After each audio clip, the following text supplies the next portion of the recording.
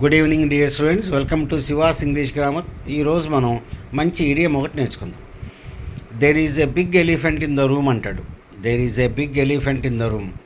సింపుల్గా big elephant in the room అంటాడు. అంటే everybody knows about the problem, but they don't want to talk about it, they don't want to discuss.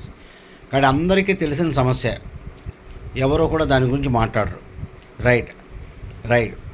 The company is not doing well in the recent days.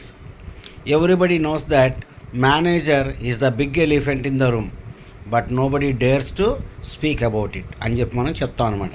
అంటే ఈ మధ్య company సరిగా పనిచేయట్లేదు, మేనేజరే మొత్తం సమస్య, manager ఒక్కడే సమస్య. రైట్. కానీ ఎవరు కూడా దాని గురించి మాట్లాడరు. అది తప్ప మిగతా అన్నీ కూడా మాట్లాడుతూ ఉంటారు. మన కంట్రీ పూర్తిగా డెవలప్ కాకపోవడానికి అంతా ఈ లంచాల వ్యవహారం అని చెప్పి అందరికీ తెలుసు. లంచం అనేటువంటిది ఒక్కటి తీసేస్తే కంట్రీ బాగుపడిపోతూ ఉంటుంది. But nobody wants to talk about. అందరికీ తెలుసు ఇలా బ్రైబింగ్ ఉంది అని చెప్పి అందరికీ తెలుసు, కానీ ఎవరు కూడా దాని గురించి మాట్లాడరు. కాబట్టి అందరికీ తెలిసిన సమస్య ఎవరు మాట్లాడకపోతే దాన్ని ఏమంటాం? There is a big elephant in the room అని చెప్పి అంటాం.